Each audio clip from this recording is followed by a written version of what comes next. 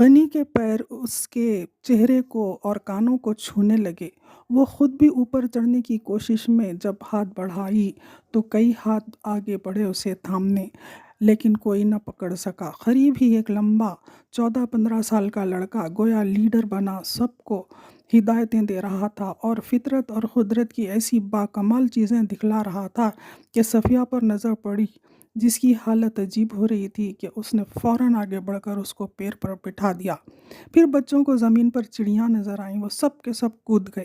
صفیہ کی ناکام کودنے کی کوشش میں گھٹنا چھل گیا، کوہنی پر زخم آئے، پیشانی سے خون رسنا شروع ہو گیا۔ یہ دیکھ کر عابد نے مٹی اٹھائی، اس میں سے موٹے کنکر نکالے، چھانی اور پیشانی پر لگا دی، خون رک گیا۔ صفیہ کو روتا دیکھ عابد نے اگلی کوشش کی، چڑیا کے انڈوں کو اس کی ہتھیلی میں رکھا، مگر بچوں کی یلغار سے سارے انڈے ٹوٹ کر اس کی فراک کو سٹک کی چکٹ بنا دیے۔ اتنے میں چاچا کی بیوی نے آ کر صفیہ کو روتا دیکھا، عابد کو ہزاروں سلواتیں سنا دیں اور سب آہستہ آہستہ وہاں سے کھسک گئے۔ صفیہ بھی قافلے کے ساتھ آگے بڑھ گئی۔ وہاں لڑکے سارے کے سارے پانی میں غوطہ لگا چکے تھے، لڑکیاں کنارے کنارے چٹانوں پر بیٹھ چکی تھیں۔ صفیہ بھی کمر تک پانی جہاں تھا وہاں بیٹھ گئی، اس کے پاؤں پانی میں تھے۔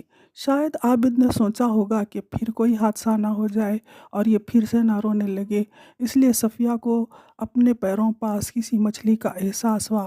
پھر وہی ہوا۔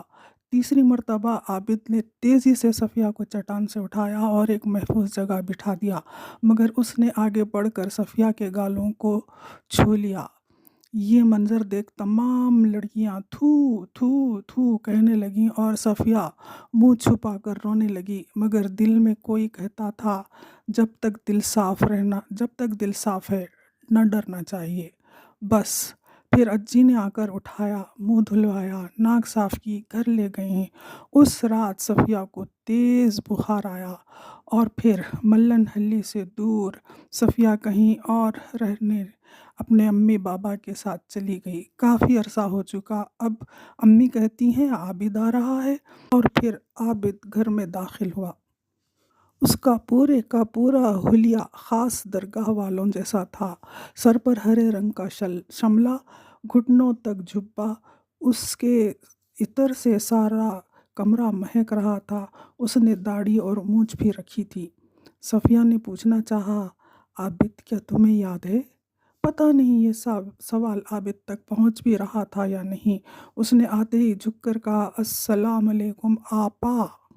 آپا؟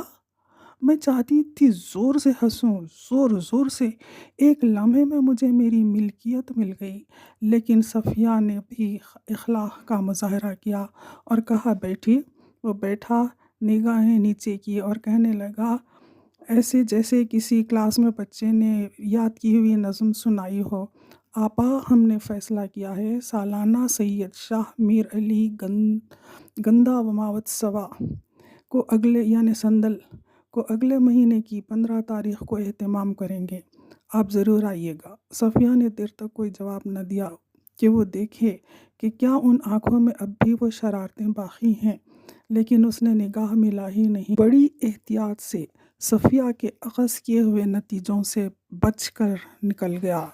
کچھ لوگ ایسے ہوتے ہیں جو ساری غلط فہمیوں اور ساری افواہوں کا منہ الٹ دیتے ہیں اور اتنی صلاحیت رکھتے ہیں۔